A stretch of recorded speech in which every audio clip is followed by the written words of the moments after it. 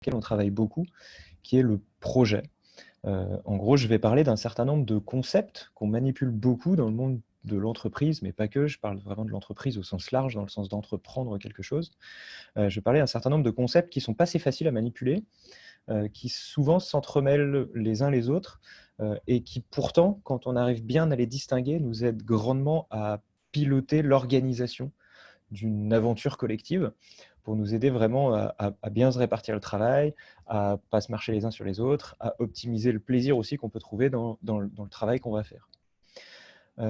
Peut-être un tout petit point avant de démarrer, voilà un peu le plan de ce qu'on va faire. Je vais peut-être commencer par nous présenter, nous, Fly the Nest, et un petit peu ce que l'on fait et quel est notre métier. Ensuite, je vais parler de ce que moi j'appelle les indispensables du projet, 4 notions qui sont vraiment importantes à garder en tête: la priorisation, le focus, l'engagement et la communication. Je vais un petit peu expliquer ces grandes idées-là. Et puis ensuite, on rentrera dans le cœur du sujet. Comment est-ce qu'on organise le projet d'une équipe, comment est-ce qu'on s'organise les uns les autres pour changer d'échelle, ou pas que, parce que le changement d'échelle, ça peut aller dans tous les sens à différents moments.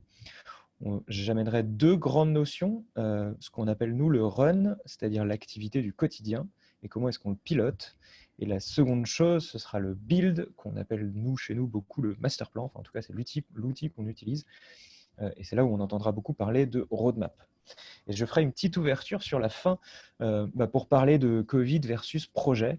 En gros, comment est-ce qu'on peut se servir un petit peu des outils qu'on a amenés là pour les appliquer directement à notre situation présente, qui est quand même pas si triviale et qui vient chambouler un petit peu la manière dont on pouvait imaginer gérer nos projets en ce moment.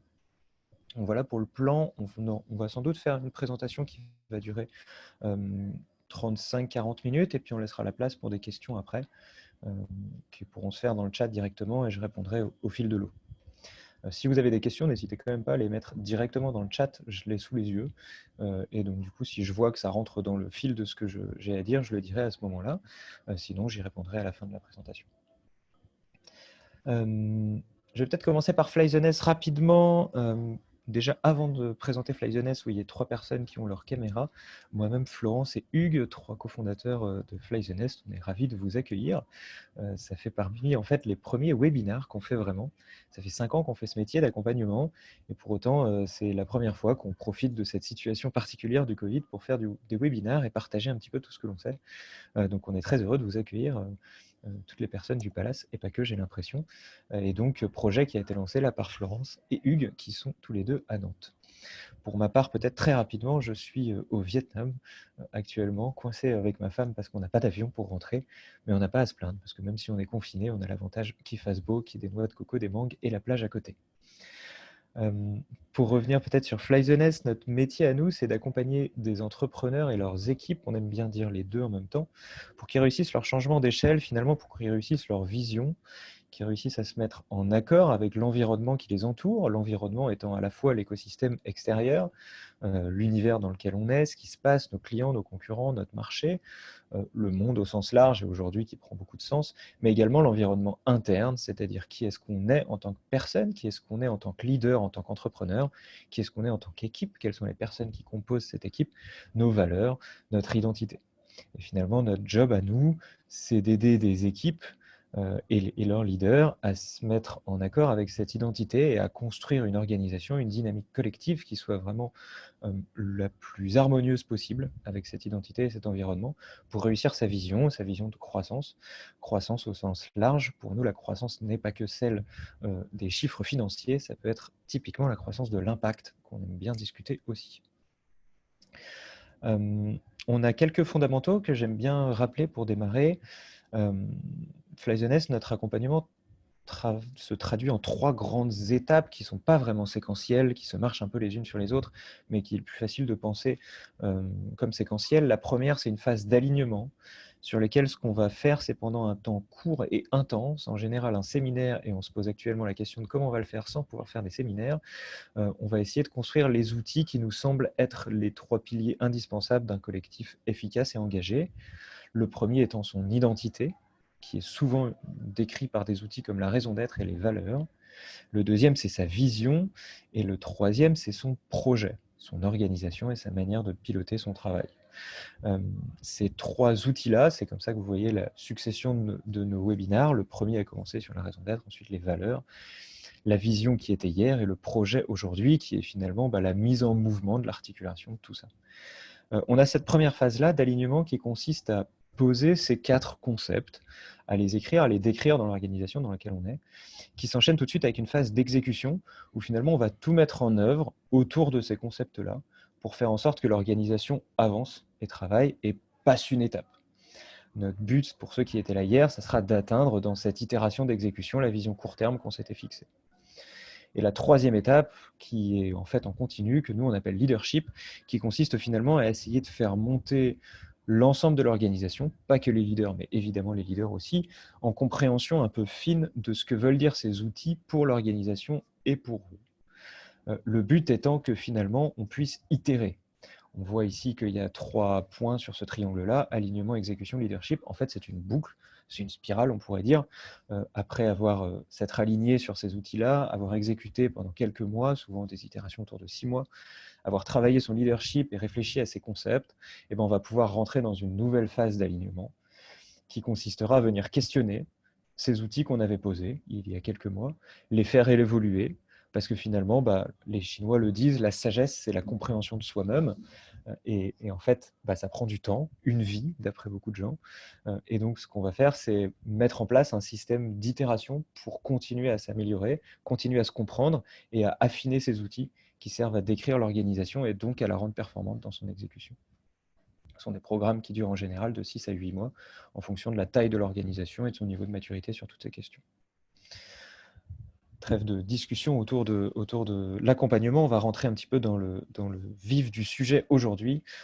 Moi, j'ai choisi de vous parler du projet. J'aime bien le définir comme ça, l'art de maximiser l'efficacité collective au service des enjeux du présent. Le projet, c'est un exercice qui est difficile et c'est un exercice qui change tout le temps. La manière qu'on va avoir de faire du projet est différente à 2, à 5, à 100, à 10 000. Elle est probablement extrêmement différente à l'échelle d'une société ou d'un pays.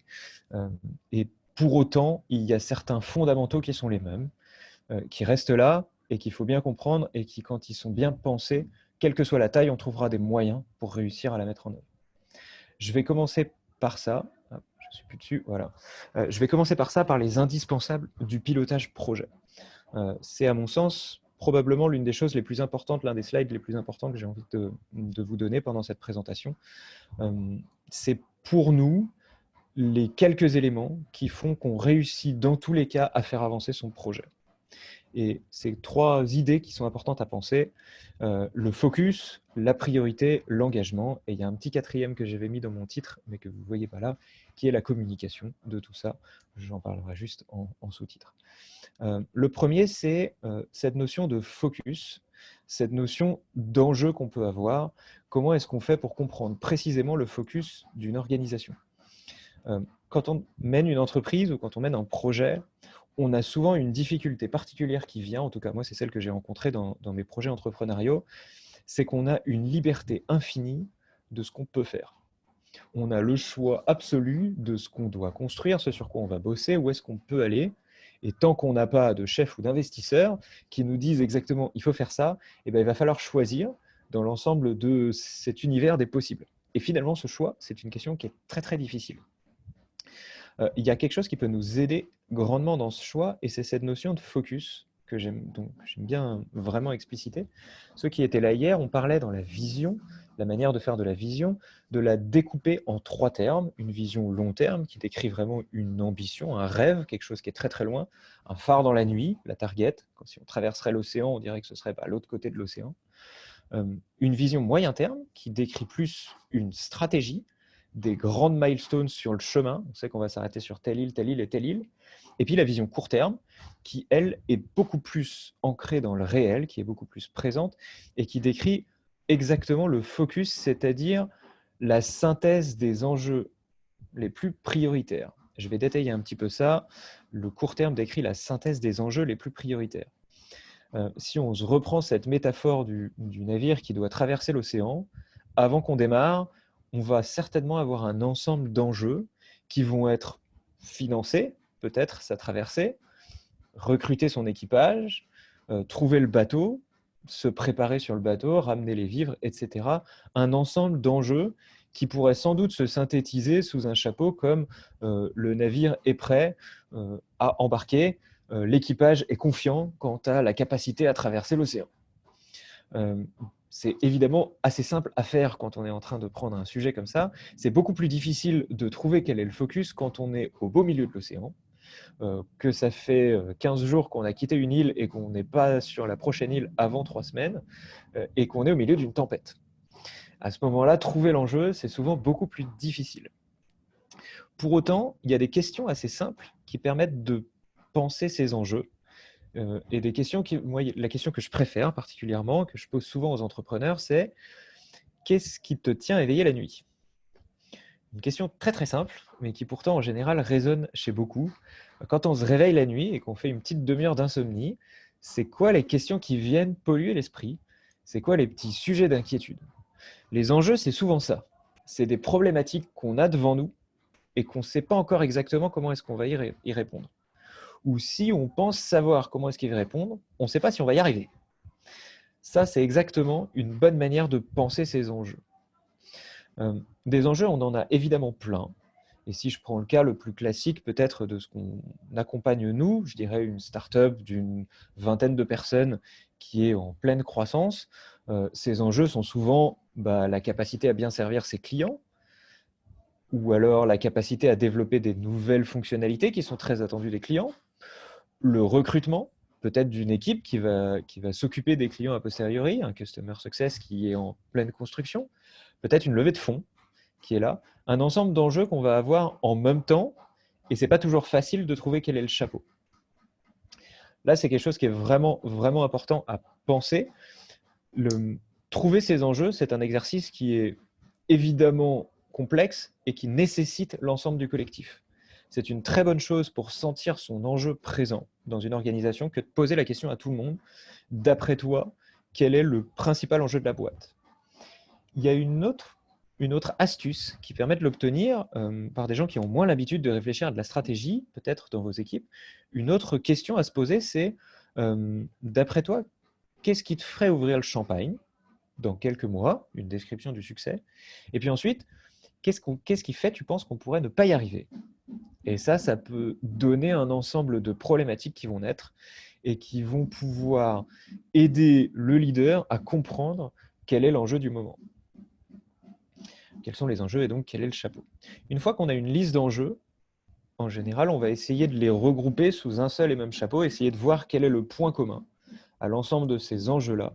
Quelle est la synthèse qu'on peut faire qui décrit l'objectif macro qu'on aurait si on résolvait l'ensemble de ces enjeux. Donc ça, c'est le premier point important dans l'idée de comprendre son focus. Le deuxième, c'est de penser qu'il est ancré dans le réel.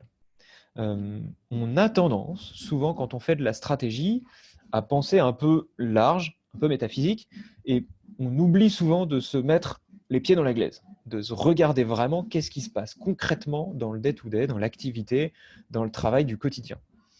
Je vais prendre un exemple tout bête qu'on vit en ce moment dans notre organisation. On a une équipe qui développe un nouveau produit, et ce nouveau produit a l'air de pas trop mal marcher. On a pas mal de prospects qui se présentent, qui sont intéressés, qui ont bien envie, et puis on a un premier client qui a déjà signé. Et cette équipe-là me décrivait leur enjeu et ils me disaient, voilà, on pense que notre enjeu, ça va être d'embarquer l'ensemble de l'équipe pour qu'ils comprennent ce que c'est que notre nouveau produit, qu'ils voient pourquoi il est trop cool et qu'ils aient envie d'en faire avec nous. Et puis je leur demande, d'accord, et donc du coup, qu'est-ce qui se passe avec votre premier client, quoi? Ils me disent, ça c'est un sacré sujet, pas mal de boulot dessus, c'est le premier, il ne faut pas qu'on le loupe. En plus, finalement, on va pouvoir affiner grandement le produit avec eux. Et en fait, à mon sens, là, il y avait vraiment probablement une incompréhension de l'enjeu très court terme qu'ils avaient, de leur focus. Leur vrai focus, c'était de réussir ce client et de plus s'appuyer sur ce client qui en plus était très volontaire pour ça, pour affiner le produit qu'ils avaient et du coup signer les nouveaux qui suivraient.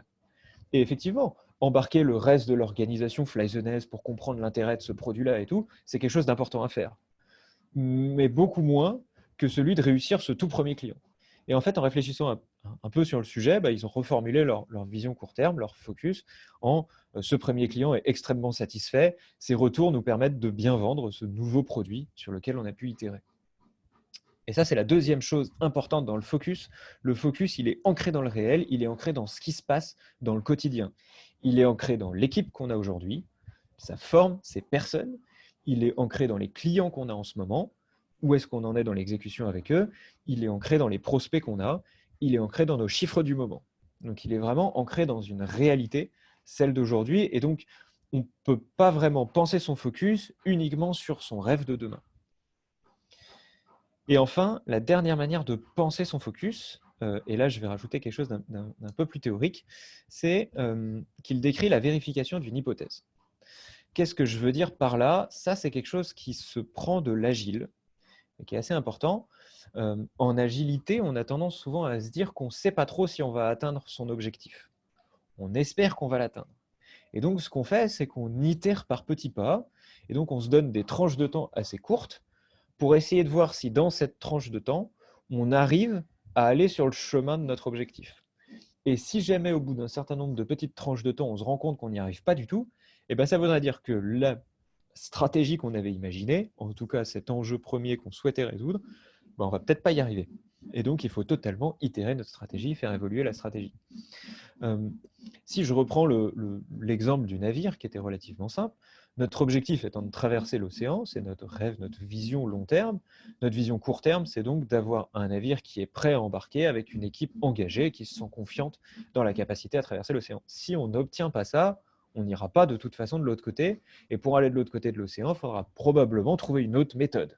Il faudra peut-être inventer un nouveau court terme. On a rarement la capacité de savoir si on va obtenir l'objectif suivant. Et d'ailleurs, les systèmes de financement qu'on a aujourd'hui autour des startups essentiellement sont complètement associés à cette logique-là. C'est assez rare aujourd'hui les investisseurs qui demandent un business plan parce qu'ils savent que globalement, ça reste un peu foireux, qu'on va écrire des chiffres, mais ancrés dans une réalité qu'on peut difficilement connaître. Donc du coup, ce qu'on va faire, plutôt que d'avoir des grosses tranches de financement comme on pouvait avoir il y a encore 20 ans, et typiquement la crise Internet qu'on a pu avoir il y a 25 ans, c'était exactement ça. On donnait des poches de financement énormes, basées sur des business plans à 3, 5, 10 ans, parce que ça promettait des choses assez intéressantes. Aujourd'hui, on a des tranches de financement qui sont beaucoup plus petites et successives, et qui se répètent de manière régulière. On va lever une seed, et puis un an plus tard ou un an et demi plus tard, une série A, et puis un an et demi plus tard, une série B. Et puis si entre sa série A et sa série B, on n'a pas réussi à prouver l'hypothèse associée à la levée de la série B, peut-être qu'on arrivera à négocier ce qu'on appelle en général un bridge, qui est un petit peu de répit, de temps, pour aller prouver son hypothèse. Même les grosses startups d'aujourd'hui, je pense à des choses comme Backmarket, Content Square, ces espèces de gros animaux là qui sont en énorme croissance, ils lèvent des fonds tous les ans en fait. Et tous les ans, il faut qu'ils expliquent quelle est la nouvelle hypothèse qu'ils vont aller valider, qui viendra rassurer l'investisseur sur le fait que la vision très long terme et l'ambition globale de l'organisation est atteignable. Et donc ça, c'est vraiment important. Le focus, le court terme qu'on va se fixer, décrit vraiment cette hypothèse. Je bascule maintenant sur la deuxième idée qui est importante, c'est qu'il n'est pas nécessaire de prévoir, on ne peut que prioriser. Je vais aller un petit peu plus rapidement sur cette notion-là. Il y a un espèce de mythe à croire, et là je vais sauter peut-être sur mon deuxième point, à croire qu'on est capable de planifier. D'ailleurs, on a beaucoup fait de gestion de projet sous la forme de Gantt, sous la forme de planning pendant très très longtemps. Nous, en tout cas, chez FlyZNS, on a la croyance que ce n'est pas possible de le faire. Et je crois que des événements comme ceux qui se passent aujourd'hui nous montrent bien que de toute façon, le monde extérieur nous entoure et est tellement changeant et tellement mobile que c'est assez difficile de donner une date à un objectif. Donc en fait, on va souvent le faire quand même pour se donner une idée de ce qu'on aimerait, mais ce n'est pas vraiment ça qui est important. Ce n'est pas vraiment très utile de prévoir qu'on va réussir à atteindre tel objectif à tel moment. Par contre, ce qui est hyper important, c'est de savoir quel objectif est plus prioritaire que quel autre objectif. Et ça, c'est quelque chose dont on doit avoir la conscience au niveau global. Ça ne doit pas se faire au niveau des individus. La priorisation de l'ensemble des objectifs du projet de l'entreprise doit se faire au niveau global et on doit avoir une conscience globale de quelle est la priorisation de l'organisation, quel est le sujet prioritaire, le projet qui doit prendre le plus de ressources si jamais il est en retard. Et l'organisation, au regard de ces priorités, doit se faire au niveau local. C'est finalement aux équipes, et même encore plus bas aux individus, d'adapter l'agenda et le temps qu'ils vont passer sur les différents projets qu'ils ont au regard de la priorité globale. S'il y a une priorité globale à de la vente, par exemple, eh ben, idéalement, il faudrait que même les devs, si le sujet de vente est très en retard, puissent se dire bah, « je vais filer des coups de main comme je peux aux vendeurs ». Et peut-être que 6 mois plus tard, la priorité va s'inverser. Peut-être qu'on aura vendu beaucoup, qu'on aura pas mal de clients qui seront dedans et puis que ce sera un peu le bordel au niveau du produit. Et peut-être que ce sera l'inverse. Ça vaudra le coup que les vendeurs se mettent à venir faire des tests avec les devs pour réussir à voir si le produit est bien sur les bons rails et donc pour libérer un peu de bande passante aux devs. Une petite matrice qui est intéressante pour réussir à bien prioriser, c'est d'essayer de différencier deux choses, l'urgence et la criticité. On a souvent tendance à les mélanger et moi j'aime bien les séparer, donc on peut très facilement faire une petite matrice en croix et puis on va placer un peu ces différents sujets. L'urgence, c'est ce qu'il faut faire le plus vite possible normalement, et si on est très en retard sur un truc, en général, ce truc-là va être plus urgent. En revanche, ça ne veut pas dire qu'il est plus critique. La criticité, c'est ce qui met en danger le futur. Quoi que ce soit dans le futur, ça peut être mettre en danger nos ambitions, ça peut être mettre en danger le projet complètement. Quoi qu'il en soit, la criticité, c'est ce qui met en danger notre futur. Et en général, ce qui est très critique va être prioritaire sur ce qui est très urgent. Si on a quelque chose qui est très critique et très urgent, alors là, c'est assez naturel qu'il soit en haut du chapeau et que ce soit sur ça qu'on mette le plus d'efforts. Si vous avez du mal à gérer la priorité et à essayer de voir parmi les différents projets que vous avez, lequel doit être mené tout de suite et être priorisé au niveau 1 et donc concentrer le maximum de ressources, qu'elles soient financières ou humaines, dans ces cas-là, essayez de poser cette petite matrice et voir qu'est-ce qui est urgent, qu'est-ce qui est critique et qu'est-ce qui est les deux. Et ça vous permettra de mettre sans doute tout en haut de la pile ce qui est très critique et urgent, en dessous ce qui est très critique, et enfin ce qui est urgent. Et les derniers éléments, évidemment, c'est ce qui n'est ni l'un ni l'autre. Et enfin, dernier élément quant à la priorité, ne jamais oublier que l'on priorise en continu. Finalement, la priorité, c'est quelque chose qui évolue à chaque instant. Et donc, ça vaut toujours le coup de se reposer pour voir si les priorités qu'on a sont les bonnes. Si on ne le fait pas de manière régulière, au moins le faire quand il y a des événements extérieurs qui interviennent. Quand on a, je ne sais pas, 2 personnes de l'équipe qui sont parties alors qu'elles étaient un peu clés sur un projet, ça vaut le coup de se poser la question si la priorité est toujours la même et si oui, comment est-ce qu'on fait pour pallier à ces départs. Si on a une pandémie mondiale qui nous tombe sur le coin de la figure, est-ce que les priorités qu'on avait prévues sont toujours les mêmes ou pas? Donc ça, c'est quelque chose qui est assez intéressant. En Agile, on priorise tous les 15 jours autour des sprints, dans l'agilité tech. Nous, on recommande d'avoir quelque chose qui est autour de cette notion-là. Néanmoins, ça dépend de la taille de l'organisation. On peut, par exemple, finalement, quand on travaille sur le focus, on fait souvent une vision court terme qui est autour de 6 mois. C'est une notion de priorité générale d'organisation. Les OKR, le système des OKR recommande de faire de la priorité tous les 3 mois. C'est pas mal, ça marche vraiment, vraiment bien aussi. Et ensuite, de descendre le niveau de priorité au niveau des équipes ou au niveau des individus à une échelle de temps plus raccourcie. Et donc finalement, moins on est nombreux, plus on peut avoir un pas d'itération de nos priorités qui est court. Dernier élément très très important relativement au projet, c'est qu'on ne pilote pas le travail, mais l'engagement. Et ça, c'est quelque chose qui est assez important. On va reprendre aussi ici un exemple en s'inspirant de l'agilité. En agilité tech, on utilise un outil qu'on appelle le User Stories. La User Stories, c'est la description de ce que notre utilisateur peut faire, notre utilisateur ou notre client. Je vais prendre un exemple bien classique. Netflix, mon utilisateur est capable de faire pause et de reprendre son film plus tard. Ça, c'est une user stories, c'est la description d'un usage, d'une capacité qu'a mon utilisateur. La formulation résultat vient des user stories et ça consiste à décrire au présent quelque chose, comme si on y était. De manière très très simple, si on l'applique un peu à nos organisations classiques, on pourrait avoir une user stories comme on a signé nos 5 premiers clients ou notre chiffre d'affaires a atteint tel chiffre. Qu'est-ce que ça veut dire ? Ça peut être on a recruté l'ensemble de l'équipe qui permettra de supporter l'augmentation de volumétrie qu'on a eue. Ça peut être la levée de fonds est finalisée, on sait comment est-ce qu'on va investir cet argent, etc. Donc finalement, on décrit ça au présent comme si on y était. Pourquoi est-ce qu'on fait ça? Ce que dit l'agilité, ce que dit la tech en tout cas, c'est parce qu'on arrête de se battre sur les moyens, c'est-à-dire sur le comment est-ce qu'on va faire. On ne sait souvent pas comment est-ce qu'on va atteindre nos 5 premiers clients. Par contre, donc on va souvent s'écharper sur comment est-ce qu'il faut le faire. Par contre, on est souvent d'accord sur ce qu'on veut atteindre. Et donc, d'un point de vue collectif, on va s'accorder sur l'objectif, et puis ensuite, on va laisser la liberté aux gens qui s'engagent sur les différents sujets de choisir les moyens qu'ils vont avoir. Ça, c'est extrêmement puissant parce que ça libère la créativité. Finalement, on s'est mis d'accord sur c'est ça qu'on target, c'est ça qu'on vise, mais à toi de voir comment tu vas y arriver, quoi. Et tu es libre de le faire, souvent évidemment dans un cadre éthique qui va être celui des valeurs. Il y a quelque chose d'autre aussi qui est peut-être un peu plus insidieux mais qui est intéressant.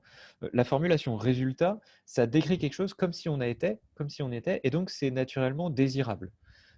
Quand on dit à un jeune entrepreneur qui vient de lancer sa boîte, quand il décrit que son objectif c'est « j'ai signé mes 5 premiers clients », en général, ça le fait quand même kiffer.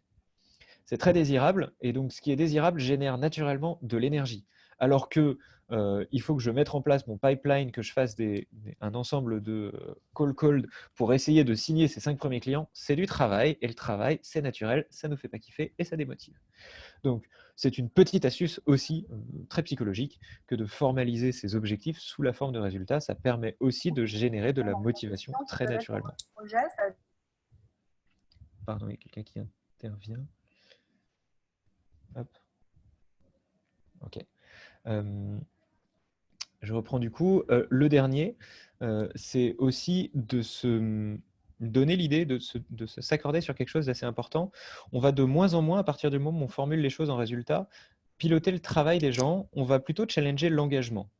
Ce que ça va vouloir dire, c'est qu'on va essayer de chercher qui souhaite être leader pour porter un résultat qu'on aura formalisé, et ensuite le laisser mener son projet.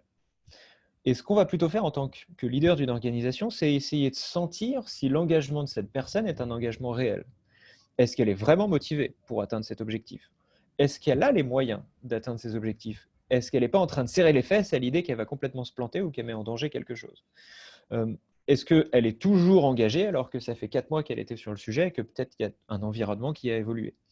Donc en fait, en tant que leader, plutôt que de dire « tu es complètement dans les choux, tu n'as pas atteint ton truc », ce qui est intéressant de faire, c'est de manière itérative et régulière, challenger l'engagement des personnes et s'ouvrir au désengagement. Ça fait souvent peur un peu au début, se dire ouais, en fait, quelqu'un a le droit de dire ouais, j'étais engagé, mais finalement je ne le suis plus, et je drop le sujet, j'abandonne ce sujet, je le passe. Pour autant, ça laisse énormément de place à l'agilité dans une organisation, parce que évidemment, on ne se désengage pas comme ça, on se charge de faire une passation correcte avec celui qui va reprendre un engagement, mais du coup, ça laisse beaucoup de variabilité dans la capacité aux gens de pouvoir trouver les bons sujets qui les intéressent. Je vous invite même, vous, en tant que leader, à faire ces exercices-là. C'est difficile de trouver quels sont nos sujets de prédilection et les choses qui nous génèrent vraiment de l'engagement, c'est-à-dire de la motivation naturelle et des choses pour lesquelles il n'y a aucun effort à faire pour réussir à se mettre dedans. Voilà, j'aurais passé probablement la slide la plus importante. Vous avez vu, j'y ai passé un petit peu de temps. Je vais aller un peu plus vite sur les slides suivantes, qui sont beaucoup plus concrètes et beaucoup plus opérationnelles. Je vais amener quelque chose qui, pour moi, me paraît assez important. Dans nos organisations, on a quelque chose qui apparaît tout le temps, c'est la dichotomie entre le run et le build. En fait, quand on pilote le projet d'une entreprise, encore une fois, une entreprise au sens large, ça peut être une asso, ça peut être une organisation sociale et solidaire, ça peut être un gouvernement, on a 2 choses à piloter. On a le run et on a le build. Ce sont 2 systèmes qui cohabitent et qui se pilotent de manière très différente. L'un, le build, va répondre à des enjeux de création et de développement, c'est-à-dire tout ce qu'on doit faire de nouveau, les choses qu'on doit mettre en place. Le run, ça va répondre plutôt à l'exigence de performance opérationnelle, c'est-à-dire au fait de faire notre job bien et de mieux en mieux. Et ces 2 systèmes-là, j'aime bien dire qu'ils dansent ensemble dans la croissance. Si on prend l'exemple d'une boîte qui démarre, trouver ses premiers clients, c'est du build, c'est de la construction. On est en train de créer notre produit, on est en train de comprendre notre marché, on est en train de l'explorer. Pour autant, quand le nombre de clients commence à être un petit peu installé, on a du run qui prend de plus en plus de place. Finalement, servir son client dans la durée de la bonne manière avec des bons chiffres, ou générer de la croissance par sa vente, ça, c'est des processus, c'est des choses qui vivent, qui évoluent, mais qu'on répète. Donc, c'est des actions qu'on va répéter et donc, du coup, qu'on va piloter d'une autre manière et qui vont prendre de plus en plus de place. Et en fait, dans la croissance, on va avoir une alternance entre des phases plus importantes de build et de run. Les deux cohabitent toujours. Mais on a souvent des moments où on fait beaucoup de build, on est vraiment dans une phase de boom, d'effervescence, et puis des moments où, OK, on encaisse un petit peu cette augmentation de volumétrie et on organise notre run, on l'affine, on le peaufine pour faire en sorte que ça fonctionne bien. Piloter le run, ça se passe vraiment dans le quotidien et l'outil absolument magique, c'est le processus. Un outil qui fait souvent peur, pourtant moi j'adore absolument ça. C'est pas commun pour un entrepreneur de dire qu'on adore le process. Pourtant, je pense que c'est vraiment quelque chose d'assez intéressant. Le tout, c'est de savoir faire du processus de manière agile, de manière itérative et évolutive. Le processus, ça décrit quelque chose qu'on répète et qu'on fait. Comme je disais, par exemple, on a un processus de vente, on a un processus client, on a un processus de recrutement, un processus d'onboarding. Vous pouvez le penser comme deux process principaux qu'on appelle les process cœur d'une organisation. La chaîne de valeur, son acquisition client, l'exécution de ses clients, ses anciens clients, ou le repeat pour les faire revenir. Et puis son process employé, recrutement, onboarding, vie de mon employé, départ. Ce sont les deux process cœur de toute organisation. Pour qu'un process fonctionne bien et que le projet marche bien autour de son processus, il va nous falloir 5 éléments clés. Le premier, c'est les KPI. Le 2, ce qui décrivent, en fait, c'est les chiffres qui disent qu'on fait bien le process en ce moment. On est bon à faire le process. Le deuxième, c'est l'ownership, ou la responsabilité, pourrait-on dire. C'est qui est en charge de ces chiffres-là sur ce process. Dans une organisation très hiérarchique, ce serait qui est le chef. Dans une organisation plus plate, ce sera qui est le leader ou le meneur de l'équipe sur ce sujet. Le troisième élément important, c'est des instances, c'est-à-dire des moments collectifs qui sont très organisés, souvent très rigoureux, et qui permettent de faire avancer ces processus-là. Une instance, par exemple, d'une équipe de vente, bah, ça va être la réunion de l'ensemble des vendeurs qui vont faire passer un peu leur prospect chaud du moment et puis partager les difficultés qu'ils ont et se faire du partage d'expérience pour y arriver mieux. Le quatrième élément clé, c'est ce qu'on appelle souvent les cookbooks. Je fais exprès de prendre ce mot-là, ou le livre de recettes. Il y a beaucoup de boîtes qui décrivent leur processus par des procédures, c'est-à-dire comment est-ce qu'il faut faire de A à Z et qui les laissent comme ça sans les bouger. Moi, j'aime bien Marmiton et j'aime bien cuisiner et j'aime beaucoup la notion de cookbook. Si je vais sur Marmiton, je vais voir la recette du gâteau au chocolat, mais par contre, je vais voir aussi tous les commentaires des gens qui ont proposé des petites itérations, des petites choses pour faire un peu mieux et pour qu'il soit meilleur. Et en général, bah, s'il y a un moment où on trouve une recette qui est vraiment meilleure et que tout le monde est d'accord pour dire que c'est mieux, et bah, la vraie recette principale va changer. C'est un peu la même manière pour voir pour le processus. Une bonne manière de faire, c'est de décrire ce qu'on fait aujourd'hui et puis d'inviter tout le monde à essayer d'améliorer cette manière de faire. Et puis quand on trouve un truc qui marche vraiment mieux, et ben on l'écrit dans le cookbook. Et enfin, pour un certain nombre de processus, un outil idéalement qui soit collaboratif, qui permette de suivre ce processus-là. Je reprends, je sais pas, l'exemple de suivi client. Si j'ai un outil où je suis l'ensemble de mes clients, et ben, si on est tous dans la même salle, et ben, ça peut être un grand panneau blanc sur lequel on les met tous et puis on fait avancer des post-it. Et si on est offline, enfin si on est tous dans des salles différentes, ça peut être peut-être un outil comme un Trello ou comme un Pipedrive ou tous ces outils-là qu'on appelle souvent des CRM, des Client Relation Manager. Un petit point sur le KPI, quelque chose que j'aime vraiment appuyer dessus. On a une tendance à l'over-KPI, à mettre une quantité pas possible de KPI dans nos organisations. Pourtant, le KPI, c'est vraiment sa finesse, sa justesse qui fait qu'il est efficace. Le KPI, ça doit décrire la qualité de l'exécution. Donc, par exemple, des KPI pour une vente que j'aime vraiment bien avoir, c'est sûr, on va peut-être avoir le chiffre d'affaires signé dans le mois. Par contre, avoir un KPI de satisfaction du vendeur dans son opération, ça permet de savoir si notre équipe, elle prend du plaisir en ce moment à faire de la vente ou pas du tout. Avoir un KPI de satisfaction des équipes de relations clients qui s'occupent des clients après la vente, ça permet de savoir aussi si la suite de l'exécution de notre client va bien se passer et si on n'est pas en train de vendre n'importe quoi par rapport à ce qu'on fait véritablement. Ce qui ne se verra pas tout de suite, mais qui générera un problème demain. Donc, un bon KPI pour un process, il décrit vraiment ce qu'on estime être la qualité. Et ça, c'est pas si facile à faire. Pensez à faire le ménage dans ces KPI. C'est quelque chose qui est vraiment important. Les KPI, ils vivent aussi, et on a tendance à les empiler et à tous les garder. Ça vaut le coup souvent d'en shooter. Ils ne sont pas tous importants, et ils ne sont pas tous importants au même moment. Et enfin, un système que j'aime bien sur les KPI, que vous pouvez peut-être garder en tête, chez nous, chez Flyzoness, on décrit nos KPI avec 4 seuils. Le KPI, il est vert, ça veut dire en ce moment tout va bien. On est plutôt dans les chiffres qu'on s'était fixés et ce qu'on visait. Si le KPI il est orange, ça veut dire bon, bah, l'équipe qui est concernée, il faut qu'elle se bouge. Et là, il y a des solutions à trouver parce qu'il y a certainement des problèmes quelque part. Si le KPI il est dans le rouge, ça veut dire que ça devient critique et ça met en danger l'organisation. Et donc là, on demande à tout le monde de passer un petit peu de temps pour réfléchir au sujet. Et enfin, il y a un dernier stade qui est l'inverse, qui n'est pas dans le négatif, qui est plutôt dans le positif, qu'on appelle le bleu. C'est le KPI, il est tellement élevé qu'on s'y attendait pas du tout. Et il y a probablement de la richesse qui vaut le coup d'aller, qu'on sous-exploite aujourd'hui et que ça vaut le coup d'aller chercher. Voilà sur la notion du run, qui est vraiment l'un des 2 systèmes à piloter dans votre projet. Je vais rentrer dans le deuxième maintenant, qui est le build, que je vais vous décrire vraiment comme un petit process sur comment est-ce que vous pouvez le faire directement.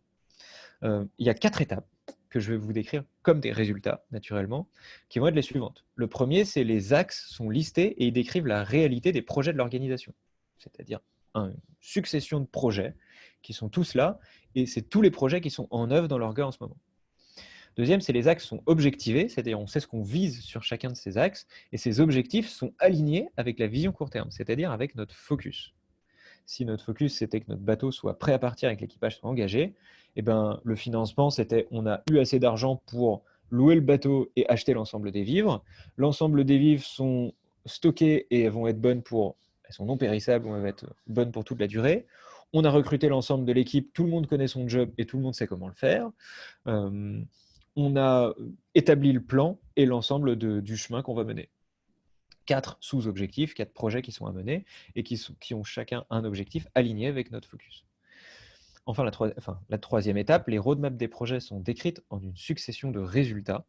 Eux-mêmes, finalement, chacun de ces projets-là vont pouvoir les décrire comme une petite succession de résultats, et les résultats sont portés par des leaders engagés.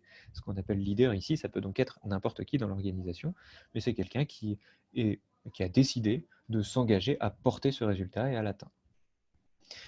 Une manière de le représenter, pour ceux qui étaient là hier, vous avez probablement vu ce graphique-là, enfin, cette manière de faire qu'on a là. Vous voyez ici en rouge les visions, donc la vision court terme, moyen terme, long terme.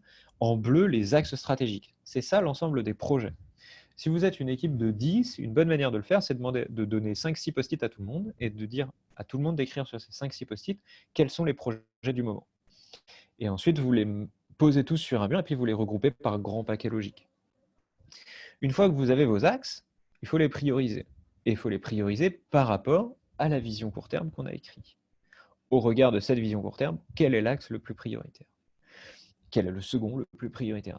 C'est un exercice qui est difficile, donc il ne faut vraiment pas hésiter à passer du temps dessus, c'est le plus important. Avoir la priorité, comme je disais, connaître sa priorité, c'est à ça que ça sert. Et une fois qu'on a nos roadmaps, qu'on a nos axes, pardon, pour chaque axe, on va prendre le temps de décrire sa roadmap, c'est-à-dire de décrire la suite des résultats à atteindre pour réussir à atteindre cette vision court terme.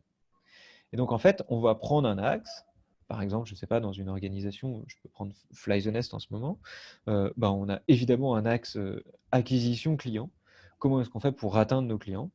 Notre vision court terme, c'est on a eu suffisamment de clients pour passer cette phase compliquée de confinement. Et ben, on a un premier résultat qui est on a adapté nos offres au fait d'être confiné. On a un deuxième résultat qui est tout le monde est formé pour savoir pitcher ces offres-là.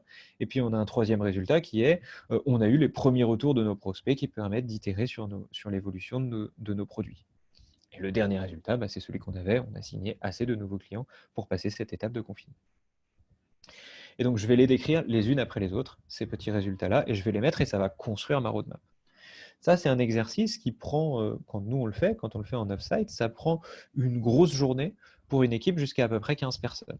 C'est-à-dire, une fois qu'on a déjà fait les visions, d'écrire les axes, et pour chacun des axes, d'écrire quel est l'objectif et l'ensemble des résultats sur le chemin, c'est quelque chose qui prend à peu près une journée. Et donc, la dernière étape, une fois qu'on a ce grand plan, qui est donc finalement une pile de projets qui sont priorisés les uns avec les autres et décrits en résultat, eh ben, on va aller chercher l'engagement, c'est-à-dire demander à chacun de s'engager sur l'ensemble de ces résultats, voir qui veut porter quoi. Et ça, c'est un peu un grand jeu de foire d'empoigne où il y a des discussions, des débats pour voir si c'est pertinent que telle personne porte tel résultat. S'il y en a plusieurs, bah, qu'ils en discutent entre eux. S'il n'y a personne, eh ben, qu'on se pose des questions. Ça arrive aussi. Vu qu'on parle un petit peu de ces deux choses-là, je vais ancrer peut-être mon sujet vraiment et je vais conclure là-dessus. Donc, vous l'avez vu, finalement, notre grosse problématique maintenant, c'est comment est-ce que je fais pour comprendre mon focus, prioriser l'ensemble de mes actions par rapport à ce focus et organiser mes deux systèmes, le run et le build, au regard de ces priorités et de ces actions. Quelques questions à se poser dans la situation actuelle pour adapter son projet. La première question indéniablement à se poser, c'est est-ce que mon organisation est en danger? Ça peut paraître con, mais pourtant, ce n'est pas une question si simple à répondre parce que rien que la notion de danger est différente dans la tête de chacun. On a un jeu pour faire ça, qui est assez rigolo, qui permet de ne pas se leurrer. Parce qu'en vrai, on peut souvent croire c'est sûr qu'on est en danger, alors qu'en vrai, pas tant que ça. Et l'inverse peut aussi arriver. Nous, on appelle ça le jeu du post-mortem, c'est-à-dire qu'on va demander à tout le monde de ben voilà, on est après, le projet s'est planté, raconte-moi qu'est-ce qui s'est passé d'après toi. Et en fait, on demande à chacun de raconter une histoire, comme si on était demain et puis que on s'était complètement planté. D'après toi, comment ça s'est passé ce plantage? Raconte-nous ce plantage. Ça permet vraiment de sentir dans la tête de chacun quelle est la perception du danger. Parce que est-ce que mon organisation est en danger? On ne pourra jamais y répondre de manière vraiment objective. Oui, on pourrait y répondre par peut-être le fait que la structure juridique est peut-être en danger, ce n'est pas impossible. Ce n'est pas pour autant que l'organisation en tant que telle et le projet l'est. Et donc ça, c'est important de creuser. La deuxième, c'est quel est le focus principal? Une fois qu'on a sorti un petit peu l'ensemble de ces dangers, l'ensemble de ces projets qui sont en cours, l'ensemble des KPI qui sont peut-être dans le rouge, eh ben, avec l'ensemble de ces données, quel est le focus principal? Pour vous donner un titre d'exemple, peut-être chez Fly the Nest, au début, on s'est dit, punaise, notre focus, c'est faire en sorte que tout le monde aille bien dans la boîte. Et puis ensuite, on s'est dit, oui, mais notre focus, ça va peut-être aussi quand même de signer le bon nombre de clients, parce que là, on sent bien que la structure juridique pourrait se péter la gueule d'ici quelques mois si on n'a pas signé assez de clients. Et finalement, le chapeau de tout ça, ça a été de se rendre compte que notre focus, c'était de réadapter nos produits à notre marché. Notre marché avait changé, le monde autour de nous a changé, et on pense que le marché a évolue. Et donc, il faut qu'on réadapte un peu l'ensemble de nos produits et qu'on comprenne quels sont les produits qu'on avait qui sont les plus pertinents, quelle est la bonne forme d'accompagnement au regard de comment est-ce que ça se passe en ce moment, et voir si ça, c'est périn dans le temps, tout simplement. Troisième question à se poser, est-ce que je dois prioriser le run ou le build? Et là, c'est pas si simple. Il y a certainement des boîtes, typiquement Zoom, qui s'est dit, nous, on va prioriser le run. Parce que là, ça se passe bien, le processus d'acquisition se passe bien, le processus de vente se passe bien, le processus d'exécution client se passe bien. Et donc, ils ont très probablement priorisé le run. À mon avis, dans nos villes, les livreurs, c'est pareil. Toutes les organisations qui font de la livraison, c'est pareil. Ils ont probablement priorisé le run, c'est-à-dire à faire du travail pour fluidifier le run. C'est pas parce qu'on va bien qu'il faut prioriser le run, et peut-être que si on va mal, il faut aussi prioriser le run si on est sûr que notre manière de vendre et notre manière de gérer nos clients n'a pas changé. Par contre, peut-être qu'il faut remettre tout un certain nombre de choses en question. Et si c'est le cas, ça veut dire qu'il faut sans doute prioriser le build. Enfin, vérifier que l'ensemble des projets qu'on avait sont bien priorisés au regard de l'enjeu. En vrai, on a un passif. On vient d'un monde qui était là il y a 2-3 mois, dans lequel on avait des projets, on avait des choses qu'on menait. Est-ce que tous ces projets sont bien pertinents? Et si oui, est-ce que l'objectif qu'on leur avait donné est lui-même toujours pertinent par rapport à nos enjeux, par rapport à l'enjeu principal? Ça, c'est pour permettre de challenger la forme qu'a notre build. Et pour challenger notre run, nos KPI sont-ils toujours pertinents? Ça aussi, c'est une bonne question à se poser. C'est tout à fait un moment où ça peut valoir le coup de créer un set de KPI, un jeu de KPI de 5, 6, 7 KPI qui vont décrire la performance globale de l'organisation dans ce contexte particulier. Et ces KPI-là doivent être évidemment aussi au service de cet enjeu. Donc voilà, ça c'est un petit peu ce que je voulais donner en synthèse et en guise d'ouverture. Comprendre son focus, le plus important, l'exercice du post-mortem peut-être, réfléchir aux KPI qu'on a en ce moment, comment est-ce qu'ils sont, réfléchir au projet. Ensuite, se poser la question de si c'est le build ou le run qui est le plus prioritaire. Et ensuite, adapter chacun de ces deux sujets. Dans le build, adapter ses projets, les reprioriser et challenger leurs objectifs. Et dans le run, challenger ses KPI et se construire peut-être un jeu de KPI qui est totalement adapté au moment. Voilà, je serai arrivé au bout de ma présentation. Un poil plus long que prévu, j'ai dépassé carrément les 35 minutes. Je vous propose peut-être de passer aux questions. N'hésitez pas à me demander un peu à poser vos questions directement dans le chat et je vais y répondre directement comme ça. Et évidemment aussi, n'hésitez pas à posteriori à nous poser nos questions à nous trois si vous en avez des précises ou si vous voulez y répondre, qu'on y réponde plus précisément autour d'un café. Hop. Pouf, question. Voilà, magnifique. J'ai un slide qui me met tout rouge.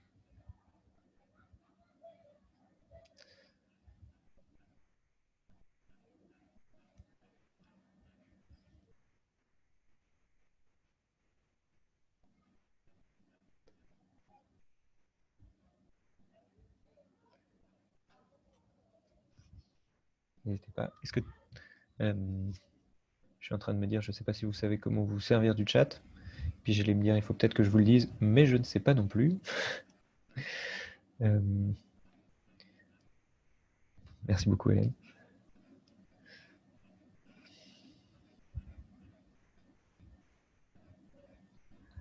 Merci beaucoup pour ce commentaire, ça me fait très plaisir. Je suis ravi.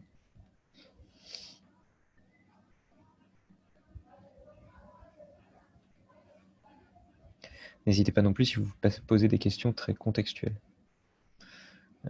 Souvent, la réalité de nos situations est vraiment top. Comment opérer une bonne veille? Intéressant. J'ai pas beaucoup de réponses sur comment opérer une bonne veille, en vrai. En revanche, je crois qu'il y a peut-être une chose qui est importante, c'est aussi lui définir à quoi elle sert. Chez nous, par exemple, on a découpé la veille en plusieurs sujets. Ceux qui nous servent à avoir une veille sur nos métiers et notre expertise, la veille qui nous sert à challenger notre marché et donc la réalité de nos produits et la pertinence de leurs produits. Et ensuite, on a trouvé des owners, donc des responsables de ces veilles pour mettre en place ces veilles-là. Et elles sont disponibles dans un channel de communication, donc on utilise Slack. Et donc n'importe qui peut venir participer et amener des articles ou des réflexions dans ces channels de veille. Et par contre, celui qui est responsable de cette veille est un peu le modérateur de ce channel. Donc c'est comme si on avait un mini flux d'actualité Facebook pour la veille business, un mini flux d'actualité Facebook pour la veille métier, un mini flux d'actualité Facebook pour la veille RH, sur comment est-ce qu'on peut faire évaluer notre RH.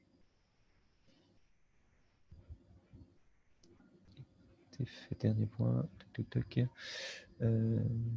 Il est à mon sens de révéler les outils tels qu'ils ont été faits.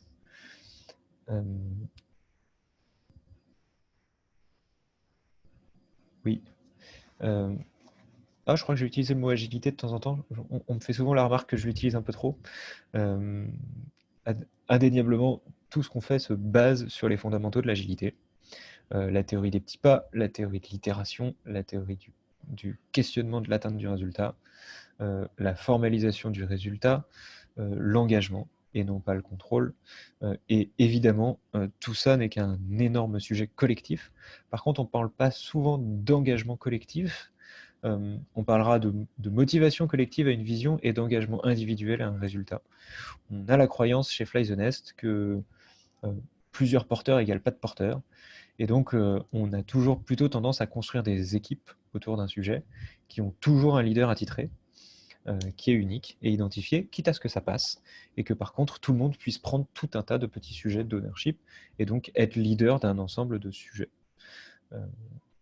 Donc oui, l'agilité est vraiment partout, et l'engagement au sens large, c'est une des questions principales qu'on cherche à traiter.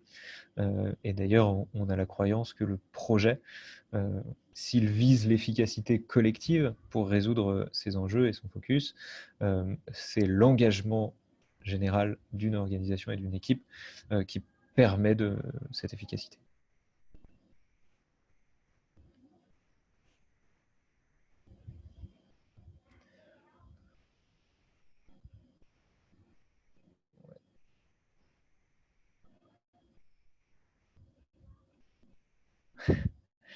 C'est intéressant la question qui vient de se poser là. Donc, lorsqu'on parle de danger de nos organisations, cela passe par l'analyse de ce qui se passe chez les voisins. Quelle est votre vision de la mise en place de plans de gestion de crise et de plans de continuité d'activité, sachant qu'ils doivent avant tout être préparés quand tout va bien? J'ai un avis un peu radical, même chez Fly the Nest, au regard de cette question-là. En agile, on dit souvent qu'on ne traite pas les problèmes avant qu'ils arrivent. C'est un peu audacieux. Ça ne veut pas dire qu'il ne faut pas les penser. Ça ne veut pas dire qu'il ne faut pas avoir une réflexion constante des risques. En revanche, ce que dit l'agile, c'est qu'il ne faut pas mettre d'efforts et d'énergie à pallier ces risques si on n'est pas sûr qu'ils arrivent. Ça vient un peu en résonance avec quelque chose qu'on peut lire beaucoup. Dans le monde du management, il y a un truc qui sort beaucoup en ce moment, c'est le management des organisations chaotiques.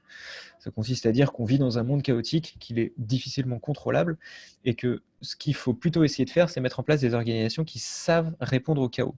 Et finalement, la trame de fond de cette pensée, c'est il faut créer des organisations qui savent résoudre des problèmes. Et c'est tout. Finalement, notre seul job, c'est avoir dans l'organisation des manières collectives de gérer le traitement d'un problème. Et donc, la détection d'un problème, et dès qu'un problème est détecté, comment est-ce que je fais pour le comprendre finement, construire une équipe autour et créer des solutions pour pouvoir y répondre.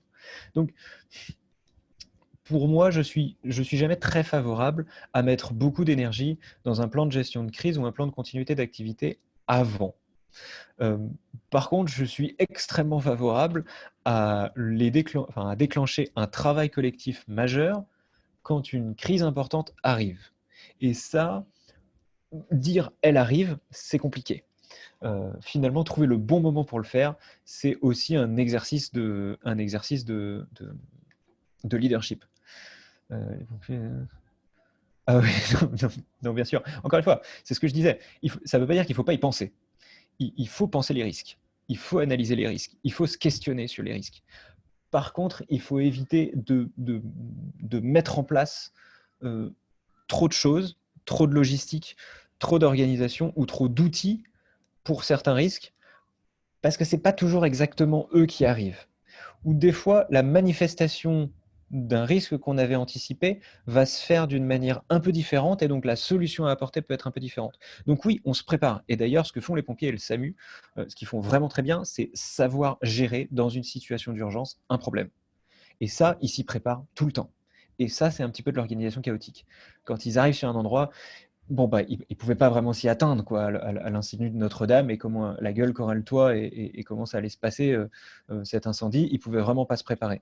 Pour autant, et donc, ils ont géré une situation de crise en pensant avec les outils qu'ils avaient, comment est-ce qu'ils allaient pouvoir la traiter. Mais pour autant, ils savent le gérer dans l'urgence. Et c'est ça qui est vraiment important, c'est qu'ils pensent leurs risques dans le passé. Ils font éventuellement de temps en temps des simulations, mais ils ne travaillent pas à construire une échelle spécialement adaptée à Notre-Dame avant, juste parce que le risque que Notre-Dame prenne feu un jour. C'est ça que je veux dire. Donc oui, on pense les risques, oui, on s'y prépare, mais on s'y prépare en adaptant l'organisation pour que... Ouais, mais c'est ce que j'ai dit. Je ne dis pas qu'il n'y avait pas de scénario, mais je dis juste qu'on n'a pas construit des échelles adaptées à la forme de Notre-Dame. Donc vraiment, on crée une organisation qui sait répondre à des problèmes, et on crée une organisation qui sait les anticiper et les détecter. Et donc, on a une conscience des risques, on pense ces risques et on s'adapte aux risques quand ils interviennent. En tout cas, c'est ma vision de la gestion de crise. Évidemment, j'imagine qu'il y a quand même tout un tas d'univers dans lequel on peut peut-être pas se permettre d'avoir un tel niveau uniquement de réactivité. Et ça, je veux bien tout à fait le concevoir. Il y a des métiers où on ne peut pas se le permettre, et typiquement certains métiers autour du soin. Bon, en fait, dans un certain métier de soin, on ne fait que se préparer à certains risques.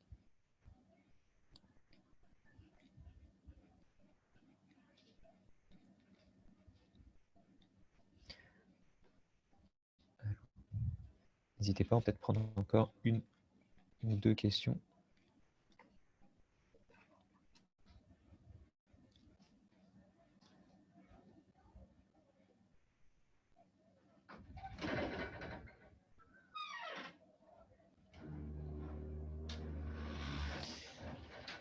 Et si on est au bout, eh ben, écoutez, je vais vous remercier de votre participation.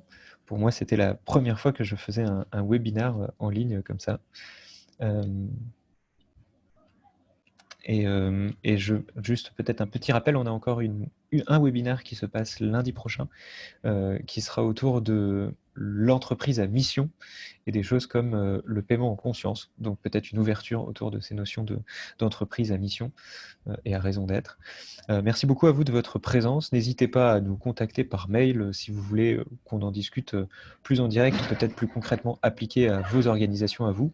Nos mails sont assez simples, hein, florence@flythenest.io, cédric@flythenest.io, hugues@flythenest.io. Et puis Ludovic, un grand plaisir pour débattre de la question de la gestion des risques, peut-être plus en one-to-one un de ces jours. Merci beaucoup à vous et puis je vous souhaite une très bonne journée et de trouver beaucoup de plaisir malgré tout dans ce confinement. Merci beaucoup.